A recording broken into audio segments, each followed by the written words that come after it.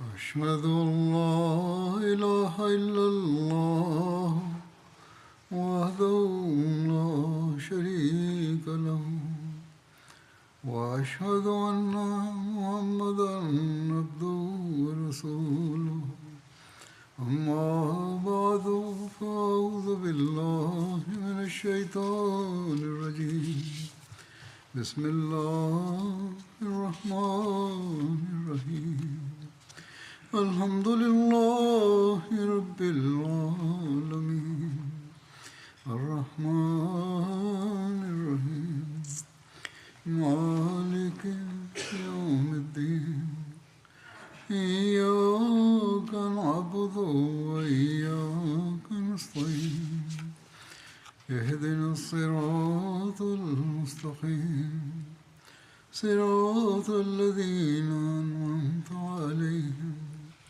غير المغضوب عليهم ولا الضالين. Mungu amsaidie sana. Anasema siku hizi naendelea kuzungumzia vita ya Handaki katika hutuba.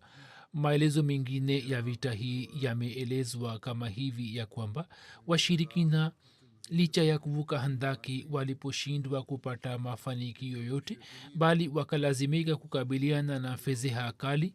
Wao wakaungana kwa pamoja kwamba wote watavamia asubuhi na hakuna atakayebaki nyuma. Usiku kucha wakaendelea kujiandaa kwa ajili yake, na kabla ya jua kutoka wakaja mbele ya Mtume sallallahu alaihi wasallam juu ya Handaki. Washirikina wakazingira Handaki toka pande nne, na jeshi moja wakalituma kwa hema la Mtume sallallahu alaihi wasallam. Khalid bin Walid alikuwa mmoja wao. Pamoja na kujaribu kuvuka Handaki mara kwa mara, vita kali ya kurushiana mishale ikatokea. Makafiri wakaendelea kuona kwamba Waislamu waghafilike na wao wapate nafasi ya kuvuka Handaki, na mashambulio hayo na majaribio hayo yakaendelea kufanywa kwa nyakati tofauti. Wakati huo huo Wahshi bin Harb akimpiga Tufail bin Numan, na wengine wamesema Tufail bin Malik bin Numan Ansari, mkuki wake mfupi, na akaamua shahidi. Hasan bin Muaz pia akapigwa mshale na ye akapata majeraha, na kwa sababu ya jeraha lake lile lile baada ya siku kadhaa akafariki dunia. Na hii ndiyo iliyokuwa siku ambapo kwa ajili ya Waislamu ikawa vigumu kuswali sala kwa wakati wake. Shughuli za siku ile, na kwa sababu ya mashambulio ya mara kwa mara, matukio ambayo yamesimuliwa, inaonekana ya kwamba wasimuliaji wa baadaye hawakuweza kutunza mambo hayo kama ipasavyo, na baada ya muda mchache mada ikaonekana au ikawa hivi kwamba siku ile Waislamu pamoja na Mtume sallallahu alaihi wasallam hawakuweza kuswali sala ya azuhuri wala alasiri mpaka jua likazama. Na hiki ni kisa kinachosimuliwa, na sala hizi zikasaliwa baada ya jua kuzama. Baadhi ya wanahistoria wameeleza kwa kutia chumwi sana kwamba Allah alirudisha jua ambalo lilikuwa limezama ili Waislamu waweze kuswali sala ya azhuri na alasiri, ila hali uhakika ni kinyume chake. Hakuna shaka ndani yake ya kwamba siku ile ilikuwa siku ngumu sana. Waislamu wote pamoja na Mtume sallallahu alaihi wasallam walikuwa wamezingirwa na mashambulizi ya kudumu, lakini sio hivi kwamba wote hawa na haswa Mtume sallallahu alaihi wasallam hakuweza kuswali sala yoyote. Siku ilikuwa kali, lakini haikuwa hivi kwamba hawakuweza kuswali sala yote. Siku ile pia kuswali wakaendelea kuswali, lakini sala hizi zikasaliwa katika hali ya hofu na wasiwasi. Na inaonekana kwamba wakati wa alasiri ilipotokea ukali katika mashambulizi kiasi kwamba Waislamu wakapata shida katika kuswali al-asr, na hiyo itakuwa imesaliwa katika muda mgumu. Katika Sir Khatam Nabiyin Hamza Bashir Ahmad Saheb ameeleza jambo hili kama hivi kwamba siku ile sala zote za Waislam hazikuweza kusaliwa kwa wakati moja kwa wakati. Jambo hilo si sahihi. hii inayosemwa kwamba sala hazikuweza kusaliwa si sahihi, bali kama inavyothibitika kutoka riwaya sahihi, jambo lilikuwa limetokea ni kwamba kwa kuwa wakati ule sala ya hofu ilikuwa bado haijaanza, hivyo kwa sababu ya hofu ya kudumu na shughuli zingine, sala moja tu yani al asiri ilikuwa imechelewa, ambayo ilikuwa imesaliwa pamoja na magharibi, na kwa mujibu wa riwaya zingine sala ya azuhuri na alasiri tu zilizokuwa zimesaliwa kwa pamoja. Hatmusleh maud raziallahu taala anhu pia ameeleza maelezo yake. Anasema ya kwamba siku moja vita ilipamba moto kiasi kwamba waislamu hawakuweza kuswali kwa wakati, jambo lililomhuzunisha sana mtume salallahu alaihi waalihi wasallam, mpaka akasema kwamba mungu awaadhibu makafiri, wao wamepoteza sala zetu. jambo hilo linaangazia hulka za mtume salallahu alaihi waalihi wasallam, na tunapata kuelewa ya kwamba katika dunia kitu kilicho kikubwa kwake kilikuwa ni ibada ya mwenyezi mungu, ilhali maadui walikuwa wameizingira madina toka pande nne, na si wanaume wa madina tu bali hata wanawake na watoto pia hawakuwa salama. Watu wa madina hofu hii ilikuwa imewazingira muda wote kwamba maadui wasije wakaingia madina kutoka kona yoyote. Wakati ule pia muhammad saa salam alikuwa ametamani ya kwamba ibada ya mwenyezi mungu ifanywe kwa wakati wake, yaani hata katika hali ya hofu sana alikuwa ametamani kitu kimoja tu, kwamba aweze kufanya ibada ya mungu wake. ibada ya waislamu haivi mara moja kwa wiki kama inavyokuwa ya mayahudi wa kristo na mabaniani, bali ibada ya waislamu inakuwa mara 5 kwa siku. katika muda huo wenye hatari, hata kuswali mara moja kwa usiku kunakuwa ni kugumu kwa binadamu, achilia mbali mara 5 kwa siku nzima na kwa pamoja. lakini hata katika siku hizi zenye hatari muhammad sallallahu alaihi wa alihi wasallam alikuwa akiswali sala zote 5 kwa wakati wake, na ikiwa siku moja kwa sababu ya mashambulizi makali ya maadui yeye aliposhindwa kutaja jina la mola wake kwa utulivu na kwa amani, yeye akahuzunika sana na akapata uchungu mkubwa mno.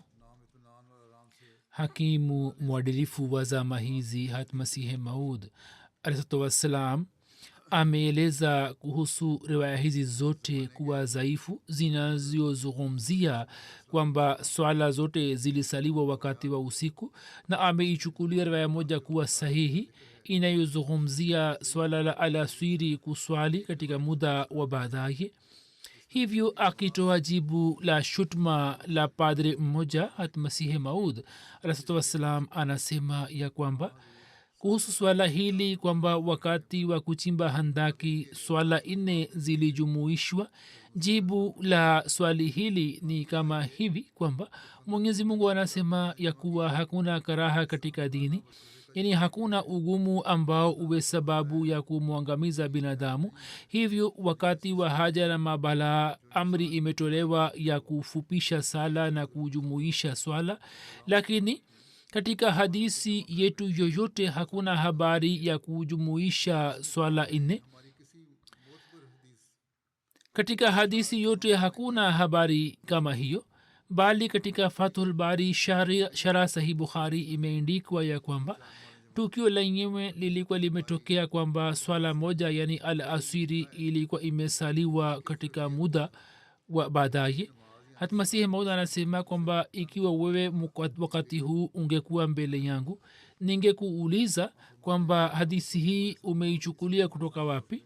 hatmasihi maud anamhutubia adui na anasema kwamba kama ungekuwa mbele yangu ningekuuliza kwamba riwaya hii umeipata kutoka wapi. anasema kwamba je, riwaya hii ni muttafaq alaih, kwamba swala 4 zilikuwa zimeachwa. swala 4 zinaweza kujumuishwa kwa mujibu wa shara, yani azuhuri na alasiri na maghribi na isha. riwaya moja dhaifu inasema kwamba azuhuri, alasiri, maghribi na isha zilikuwa zimesaliwa kwa pamoja, lakini hadisi zingine zinakatalia na inayothibitika kwamba sala ya alasiri tu ilikuwa imesaliwa katika muda wa baadaye. na jambo hili ni wazi kwamba sala zote za siku hazikujumuishwa, bali al asiri tu ilikuwa imesaliwa, na hata mtume saa salam alikuwa amehuzunika sana juu yake kwamba hakuweza kuswali sala hiyo kwa utulivu na kwa amani. Katika maelezo ya vita ya ahzab imeindikwa ya kwamba vita ya handaki ilikuwa vita kali kwa ajili ya waislamu. Pamoja na hofu ya vita, njaa na hata shida ya msimu pia ilikuwa imefikia kwenye kilele chake. Waislamu walikuwa na njaa kali. Wakati huo wakapata msaada wa kighaibu kwamba kikundi kimoja cha waislamu ambao walikuwa wanakwenda kuzika jamaa yao moja wakakuta ngamia 20 pamoja na bidhaa ambao walikuwa wanapelekwa upande wa Quraish wa Makka kutoka Banu Quraiza, na Huyai bin Akhtab alikuwa amepeleka vifaa hivi. Baada ya vita dogo, waislamu wakachukua na wakateka ngamia wote na wakaleta kwa mtume sallallahu alaihi wasallam. Watu wa handaki wakala na pia wakachinja baadhi ya ngamia na wengine waliobaki waislamu wakawapeleka Madina. Kiongozi wa Quraish Abu Sufyan alipopata habari akasema, Huyai ni mtu mkosi na tutakaporejea sasa hatuna wanyama ili kubeba bidhaa na vifaa vyetu juu yao. Katika hali ya vita hiyo ilikuwa halali. Waislamu walikuwa wamezingirwa na maadui, hivyo jambo hilo lilikuwa halali. Pia mtume sallallahu alaihi wasallam alifanya dua mbaya zidi ya ahzab na habari yake inapatikana hivi. Jabir bin Abdullah anasimulia ya kwamba mtume sallallahu alaihi wasallam siku ya Jumatatu, Jumanne, Jumatano alitujia wakati wa azhuri na alasiri na akajifunika na shuka na akainua mikono yake na akafanya dua mbaya zidi ya ahzab, yani makundi ya maadui. Jabir anasema kwamba sisi tuliona furaha juu ya uso wa mtume sallallahu alaihi wasallam. Abdullah bin Abi bin Aufa anasimulia kwamba mtume sallallahu alaihi wasallam alifanya dua mbaya zidi ya makundi ya maadui. Na Abu Nuaym ameongeza jambo moja, anasema kwamba mtume alisubiri mpaka jua likazama. Mtume sallallahu alaihi wasallam akainuka kwa watu katika watu na akasema, eni watu, nini msitamani kupigana vita na maadui, na nini muombe afya na kheri kutoka kwa Allah, na mkilazimika kukabiliana na maadui basi mufanye subira na mujue kwamba pepo ni chini ya vivuli vya panga. Kisha alisema kwamba Allahumma munzil alkitabi sariyul hisabi ihzim alahzaba Allahumma ihzamhum wansurna alaihim. E Allah, mwenye kushusha kitabu na mwenye kufanya hisabu haraka, uwajalie makundi kushindwa, uwajalie washindwe na utusaidie zidi yao. Katika riwaya moja dua hii imeelezwa kwamba alisema, Allahumma inni anshuduka ahdaka wa wa'daka Allahumma intasha la tobat. E Allah, mimi nakuomba kwa kukukumbusha ahadi yako. E Allah, ikiwa utake basi ibada hiyo isifanywe. Abu Said Khudri anasema kwamba sisi tulisema, ewe mtume wa Allah sallallahu alaihi wasallam, vifua vimefika kooni, hali yetu imekuwa mbaya. Je, kwa ajili yetu yapo maneno ili tufanye dua? Utufundishe dua. Mtume akasema kwamba ndiyo, semeni, Allahumma astur auratina wa amin rawatina. E Allah, usitiri aibu zetu na utuondolee hofu zetu. Musleh Maud raziyallahu taala anhu pia ameeleza ya kwamba baadhi ya waislamu walipopata hofu wakaaja kwa mtume sallallahu alaihi wasallam na wakasema kwamba, ewe mtume wa Allah, hali imekuwa tete sana, kizwahiri hatuoni matumaini kwamba Madina itasalimika. Wakati huu ufanye dua makhsus kwa Allah na utufundishe dua ili tusome na fadhili ya Allah zishuke juu yetu. Mtume akasema, musiwe na wasiwasi, muombe dua hii kwamba yeye asitiri mapungufu yenu na aimarishe mioyo yenu na awaondoleni hofu yenu. Na kisha mtume akafanya dua kwamba, Allahumma munzil alkitabe sari alhisabe ihzim alahzaba Allahumma ihzimhum wazalzilhum. na pia akafanya dua kwamba ya sarihal makrumina ya mujibul mustarina ya mujibul mustarina ikshif hammi wa ghammi wa karbi fa innaka tara ma nazala bi wa bi ashabi. E allah, uliiteremsha kurani juu yangu ambaye ana uwezo wa kufanya hisabu haraka kutoka waja wake. Watu hawa waliokuja uwafanye washindwe.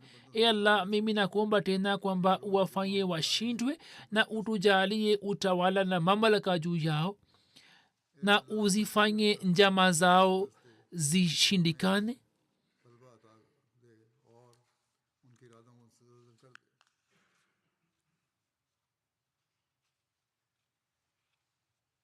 Ewe mwenye kusikiliza dua ya watu wenye uchungu, ewe mwenye kuitikia wito wa watu waliotiwa kwenye wasiwasi na hofu. Tafsiri yake ni kama hivi kwamba ewe mwenye kusikiliza dua ya watu wenye uchungu na ewe mwenye kuitikia ombi la watu, uniondolee ghamu yangu na fikira yangu na wasiwasi zangu, kwani unajua masaib na mabalaa ambayo yametufikia mimi na wenzangu.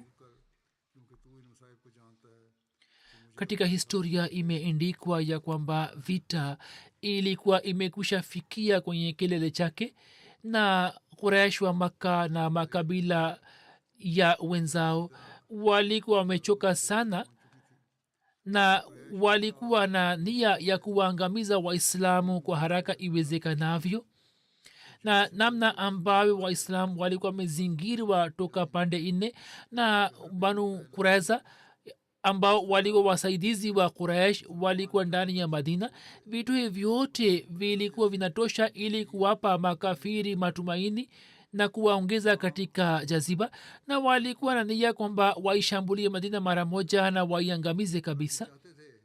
Viongozi wa makafiri walikuwa wanapanga mpango huo, lakini tadbir kunad banda, yani mtu anafanya mpango na upande wa pili Mungu alikuwa na mpango wake. Takdir kund khanda, yani takdiri inacheka juu ya binadamu kwamba angalia mimi nitakufanya nini. Yani mtu hawezi kufanya lolote, na kisha sawa na takdir kund khanda Mwenyezi Mungu alifanya mpango wa kuwasaidia waislamu kutoka ughaibu. Akieleza maelezo yake, Mirza Bashir Ahmad Saheb ameandika katika Sir Khatam Nabiyin kwamba mtu mmoja aitwaye Nuaym bin Masud ambaye alitokana na kabila Asha la makabila ya Ghatfan ambao walikuwa wanapigana vita akafika Madina. Mtu huyo alikuwa amekisha silimu kutoka moyoni, lakini makafiri walikuwa bado hawana taarifa yake. Akipata faida kutoka hali hii, yeye kwa busara sana akafanya mpango, na mpango huo ukawafanya makafiri kutawanika na kusambaratika. Kwanza kabisa Nuaym bin Masud alienda kwa kabila Banu Quraiza, na kwa kuwa alikuwa na uhusiano wa zamani pamoja nao, akawaambia viongozi wa kabila hilo kwamba katika fikira yangu hamkufanya vizuri kwamba kwa kuvunja mkataba na Muhammad SAW salam mmeenda kuwasaidia Quraish na Ghatfan. Quraish na Ghatfan ni wageni wa siku chache tu katika Madina, lakini ni mtaishi hapa hapa kwani ni watani wenu na mtalazimika kukabiliana na waislamu tu. Hivyo kumbukeni kwamba Quraish wakati wa kurejea hawatafanya mpango wa kuwasaidia nini, na watawaacheni juu ya rehema ya waislamu tu. Hivyo mufanye hivi kwamba muwaambie Quraish na Ghatfan kwamba wao wawakabizini watu wachache ili muwe na itminan na utulivu kwamba wao hawatafanya usaliti pamoja nanyi. Viongozi wa Banu Quraiza wakaelewa jambo la Nuaym na wakawa tayari kuongea na Makuraishi kwamba wakabiziwe watu kutoka kwao ili baadaye wasilazimike kukabiliana na shida yoyote. Kisha Nuaym bin Masud akaenda kwa viongozi wa Quraish na akaenda kuwaambia kwamba Banu Quraiza wana hofu kwamba baada ya kuondoka kwenu wasilazimike kuona shida yoyote. Hivyo wanapata shida na kiherehere pamoja na kuungana nani na wanaendelea kufunga nia kwamba wawaombeni watu wachache kama zamana lakini nini msiwapatie watu hawa isije ikawa hivi kwamba wao kwa kusaliti pamoja nani wawakabizi watu wenu kwa waislamu na kadhalika na pia akaenda kwa kabila ghatfan na kuongea nao mambo ya namna hiyo sasa ni mpango wa mungu kwamba Quraysh na Ghatfan walikuwa wanapanga mpango huo kwamba washambulie waislamu kwa pamoja na uamizi huo ufanywe kwa wakati mmoja ili waislamu kwa sababu ya idadi ndogo wasilazimike kukabiliana nao na kupigana nao vita na kutoka sehemu fulani ulinzi wao ukatike na washambuliaji wapate nafasi ya kuingia madina chini ya mpango huo wao wakapeleka ujumbe kwa banu kuraiza kwamba kwa kuwa tumezingira sana na watu wamechoka hivyo tumefanya mpango huu kwamba makabila yote kwa pamoja kesho tuwashambulie waislamu kwa pamoja hivyo nini pia muwe tayari kwa ajili ya uamizi wa kesho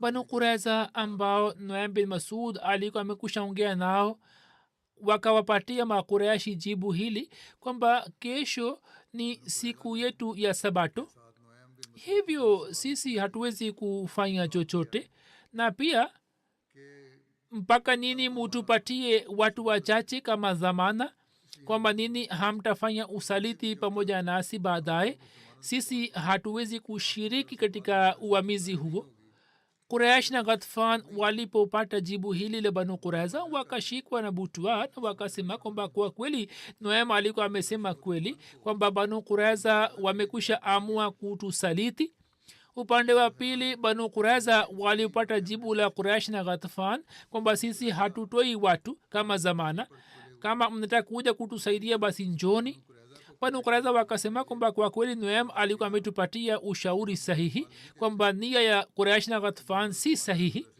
na hivyo kwa sababu ya mpango huo wa Nuaim katika kundi la makafiri hitilafu ikatokea yani walianza kupata mashaka juu ya wenzao huu ni mpango aliyofanya Nuaim lakini ni busara ya Nuaim kwamba yeye hakusema uongo katika jambo hilo ambalo litajwe kama uongo yeye alitumia njia ambayo inatumika katika vita yani kushika njia au kutumia njia ambayo kwa sababu yake mtu aweze kusalimika na shari ya maadui si jambo lenye shida bali ni sehemu ya vita na kwa sababu yake mtu anaweza kupata msaada ili kupata ushindi juu ya wazalimu na ili kuwafanya kushindwa almusleh maud raziallahu taala anhu alisema kwamba baada ya siku chache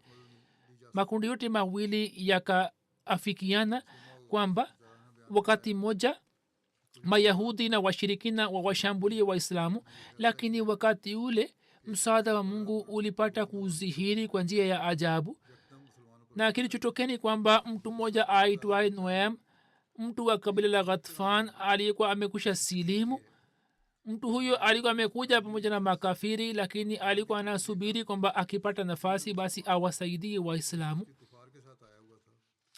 mtu binadamu akiwa peke yake anaweza kufanya nini lakini alipoona kwamba mayahudi wameungana na makafiri na sasa haoni njia yoyote ya uhifadhi wa waislamu ye akapata athari sana na akaamua kwamba yeye atafanya chochote ili kuondolea fitna hiyo hivyo hukumu hiyo ilipotolewa kwamba makundi yote mawili yataishambulia madina kwa siku moja ye akaenda kwa Banu Qurayza na akaongea na viongozi wao na akasema kwamba jeshi la waarabu likikimbia niambieni kwamba waislamu watafanya nini pamoja nani nini mmefunga mkataba na waislamu na kwa sababu ya kuvunja mkataba nini mtapata adhabu yake mnaweza kuwa na fikira yake ye akavunja mioyo yao wakasema kwamba tufanyeje Noema akasema kwamba sasa watu wa arabu wakiomba msaada kutoka kwenu nini museme kwamba wao wawaachieni watu 70 kwenu kama zamana wao walinde ngome zetu na sisi tuwashambulie waislamu kutoka madina. kisha akaenda kwa viongozi wa shirikina na akaongea nao kwamba mayahudi hawa ni wakazi wa madina, kama wakisaliti pamoja nani mtafanya nini? watu hawa kwa ajili ya kuwafurahisha waislamu na kuomba msamaha kutoka waislamu wataomba watu kutoka kwenu, na kisha wakiwakabidhi kwa waislamu mtafanya nini? hivyo mufanye mtihani wao kwamba je wako imara au la katika ahadi yao, na kisha muwapatie mwaliko ili waje kuungana nani katika kuwashambulia waislamu. makafiri wakawapeleka ujumbe siku ijayo kwamba tunataka kuwashambulia waislamu kwa pamoja, nini pia muje pamoja nasi. banu kuraiza wakasema kwamba kesho ni siku yetu ya sabato, na siku ya sabato hatushambulii, hatuwezi kupigana vita siku ile. pili, sisi ni wakazi wa madina na nini ni watu wa nje. kama mtatuacha kwa kuacha vita tutafanyeje? hivyo mutupatie watu wenu 70 kama dhamana, ndipo tutashiriki katika vita pamoja nani. katika moyo wa makafiri mashaka yaliko yamekusha patikana, hivyo wao wakakataa kukubali ombi lao na wakasema kwamba ikiwa nini mlikuwa mmefunga mkataba nasi ili kutusaidia, basi ombi hili halina maana yake. na kutoka tukio hilo mashaka yakaanza kuzalika katika mioyo ya mayahudi na pia yakaanza kuzalika katika mioyo ya makafiri. na kama ilivyo kawaida kwa mashaka yanapotokea moyoni, basi ujasiri na ushujaa pia unakwisha. kisha mpango na takdiri ya mwenyezi mungu ili zuhiri katika sura ya vumbikali katika haki ya waislamu, ambayo kwa sababu yake ahzab na makabila mbalimbali na washirikina wakalazimika kukimbia. katika maelezo yake ibn ishaq ameeleza ya kwamba mwenyezi mungu katika usiku wenye baridi kali alipeleka vumbi kali ambayo ikadondosha viungu vya makafiri na vyombo vyao. balaziri ameandika, kisha mwenyezi mungu aliwasaidia waislamu zidi ya makafiri kwa kupitia vumbi kali, na vumbi kali hiyo ikawafanya kupofuka na washirikina wakavunjika moyo na wakarejea katika makambi yao, na vumbi kali ikaendelea kuvuma juu yao na ikayafanya macho yao kupasuka. katika maelezo yake mirza bashir saheb ameandika kwamba yawezekana kuwa juhudi ya Nuaym bin Masud ingeshindikana, na baada ya muda kidogo makafiri wangejumuika tena na wangepata roho ya umoja na mshikamano. lakini mpango mwingine uliotokea kutoka kwa mungu ni kwamba baada ya matukio hayo, wakati wa usiku vumbi kali ikatembea na ikavuma, ambayo ikaenda kutetemesha mahema ya makafiri na viungu vyao vikadondoka kwenye majiko, na mvua ya mchanga na changarawe zikajaza masikio na macho na midomo ya watu. na zaidi yake kilichotokea ni kwamba mioto ambayo sawa na desturi ya zamani ya uarabuni ilikuwa inawashwa wakati wa usiku ikaanza kuzimika. yaani watu hawa walikuwa na itikadi juu ya moto, na manzari hizi zikawafanya makafiri kuvunjika moyo, ambao kwa sababu ya kuzingira kwa muda mrefu walikuwa wamekwisha choka sana na walikuwa wamevunjika moyo. sasa mazingira hayo na matukio hayo yakawafanya kuvunjika zaidi, na asubuhi madina ikawa wazi kutoka majeshi ya makafiri. hivyo kilichotokea ni kwamba vumbi kali ilipoanza kuvuma, abu sufian akawaita viongozi wa Quraish na akasema, shida zetu zimeongezeka mno, hivyo si vizuri kubaki hapa, basi ni vyema kwamba turejee nyuma na mimi naondoka. kwa kusema hayo akawa amuru watu wake kurejea, na kisha akapanda juu ya ngame yake, lakini kwa sababu ya hofu akasahau kufungua miguu yake, na alipopanda juu na ngamia hakuinuka akakumbuka kwamba yeye hakufungua miguu ya ngamia yake. wakati ule ikrima bin abu jahal alikuwa amesimama karibu na abu sufyan. akasema kwa hasira, abu sufyan, wewe ni amir wa jeshi, kiongozi wa jeshi, na unaacha jeshi na unakimbia, wewe huwajali wengine. abu sufyan akahisi majuto na akashuka chini ya ngamia na akasema kwamba haya, mimi siendi, nini mujiandaye haraka haraka, na kwa kadri mnaweza kufanya basi muondoke kutoka hapa. hivyo watu wakaanza kujiandaa, na abu sufyan baada ya muda akapanda juu ya ngamia na akarudi nyuma. wakati ule banu ghatfan na makabila mengine hawakuwa na habari ya kuondoka kwa Quraysh, lakini mahema ya Quraysh yalipoanza kuondoka, wao pia wakapata habari yake na wao pia wakatangaza habari ya kuondoka, na banu Qurayza pia wakarejea katika ngome yao, na pamoja na banu Qurayza kiongozi banu Nazir Huyai bin Akhtab pia akaenda kwenye ngome yao. na hivyo kabla ya alfajiri kupambazuka, medani nzima ilikuwa wazi, na mabadiliko hayo yaliyotokea ya ajabu, waislamu wakapata ushindi juu ya makafiri. kipindi fulani hii ndio ilikuwa hali kwamba kulikuwa na hatari kwamba makafiri wasije wakaiteka Madina. sasa hali ilikuwa imebadilika kwamba wao wakawa washindi. Musleh Maud radhiyallahu ta'ala anhu pia ameeleza maelezo yake, amesema kwamba pamoja na mashaka jeshi la makafiri walienda kwenye mahema yao ili kupumzika. hapo mwenyezi mungu akafungua njia nyingine ya nusura ya mbinguni. wakati wa usiku vumbi kali ikavuma iliyofanya mahema kudondoka chini na viungu kudondoka chini, na mioto pia ikazimika. washirikina walikuwa na utamaduni kwamba walikuwa wanawasha usiku moto, na walikuwa wanaona kwamba ni zana nzuri, na moto ulipokuwa ukizimika, ye alikuwa anawaza kwamba siku ya leo ni mkosi kwa ajili yangu, na alikuwa anarejea nyuma. hivyo mioto yao ilipozimika sawa na desturi yao, wakachukua mahema yao na wakaanza kurejea nyuma. lakini kwa sababu ya magomi ya siku katika mioyo ya viongozi wa Quraysh, mashaka yalikuwa yamepatikana. makabila yaliporejea nyuma, wao wakafahamu, wakazani kwamba labda mayahudi pamoja na waislamu wameanza kutushambulia na makabila yetu yameanza kukimbia. hivyo pia wakaanza kukusanya vifaa vyao na wakaanza kukimbia medani. abu sufyan alikuwa anapumzika kwenye hema lake. alipopata taarifa ya tukio hilo, yeye akapanda juu ya ngamia na akaanza kumsukuma kwenda mbele. marafiki zake wakamwambia kwamba unafanya nini? hapo akafungua kamba zake na pamoja na wenzake akakimbia medani.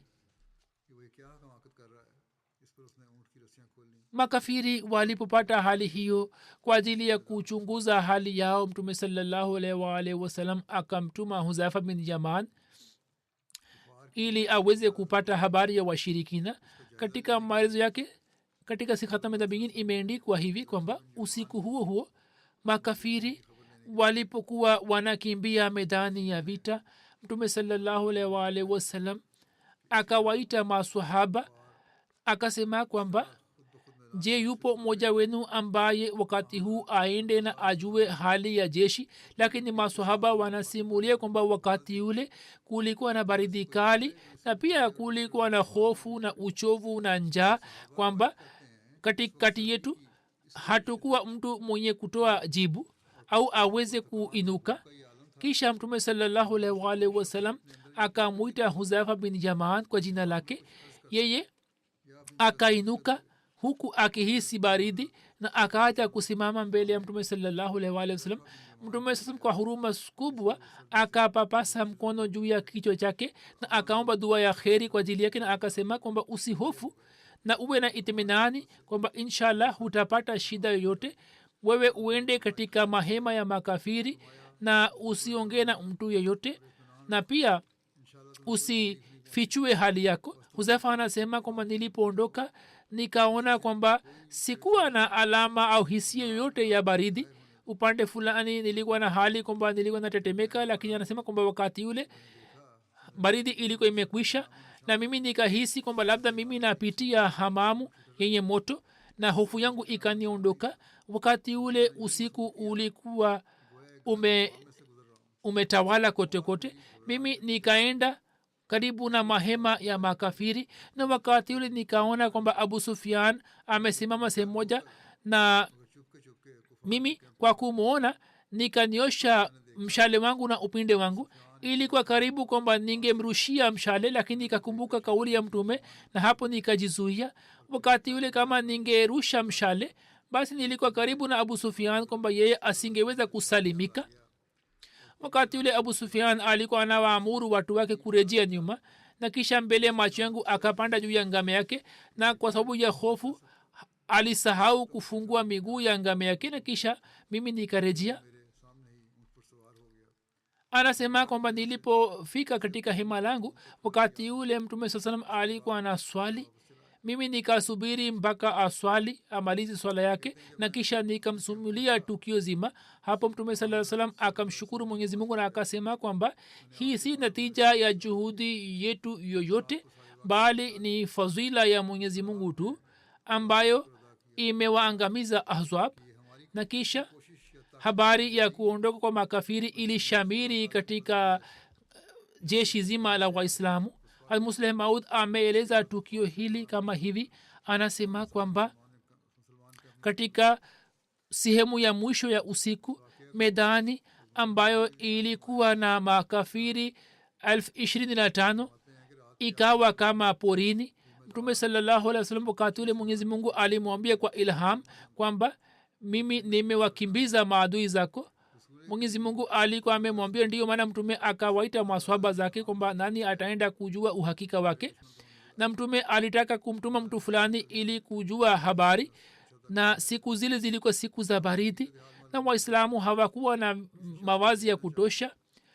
Kwa sababu ya baridi kali hawakuweza kunena. Baadhi ya maswahaba wanasema kwamba tulisikia sauti ya mtume, lakini hatukuweza kuongea kwa sababu ya baridi. Alikuwa Huzaifa tu ambaye akasema kwamba ewe mtume wa Allah, kuna nini? Hapo Muslim Maud hakusema kwamba mtume alikuwa amemwita Huzaifa. Muslim anasema kwamba yeye akasema kwamba kuna nini, kuna kazi gani? Mtume akasema kwamba si wewe, nataka mtu mwingine. Na kisha akasema kwamba kuna mwingine, lakini kwa sababu ya baridi kali hawakuweza kutoa jibu. Huzaifa akasema mimi nipo ewe mtume wa Allah. Kisha mtume akampeleka Huzaifa akisema kwamba Mungu amenipa habari kwamba nimewakimbiza maadui zako, nenda uangalie maadui wana hali gani. Huzaifa akaenda karibu na handaki na akaona kwamba medani haina kitu chochote. Akarejea na akisoma kalima ya shahadat akamwambia mtume sallallahu alaihi wasallam, na akasadikisha habari ya mtume na akasema kwamba maadui wamekimbia medani. Mengine inshallah nitaeleza siku za usoni. Hali za dunia kama mnavyojua zinaendelea kuwa tete siku hadi siku, na watu wanaendelea kuelekea upande wa maangamio. Marekani na nguvu kubwa hazitaki kutumia uadilifu. Vita inaendelea kupanuka na kutanuka. Mwenyezi mungu awasalimishe Waahmadia na wasio na hatia kutoka athari zake mbaya.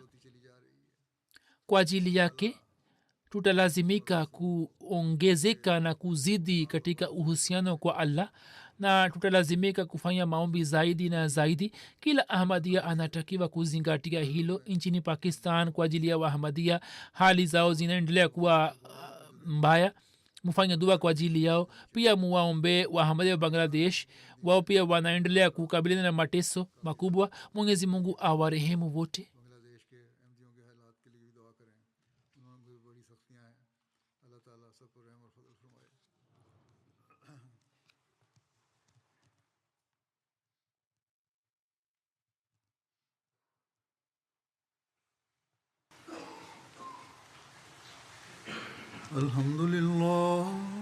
الحمد لله نحمده ونستعينه ونستغفره ونؤمن به ونتوكل ونتوكل عليه ونعوذ بالله من شرور أنفسنا ومن سيئات أعمالنا من يهده الله فلا مضل له ومن يضلل فلا هادي له ونشهد أن لا إله إلا الله ونشهد أن محمدا عبده ورسوله عباد الله رحمكم الله إن الله يأمر بالعدل والإحسان وإيتاء ذي القربى وينهى عن الفحشاء والمنكر والبغي يعظكم لعلكم تذكرون اذكروا الله يذكركم وادعوه يستجب لكم ولذكر الله أكبر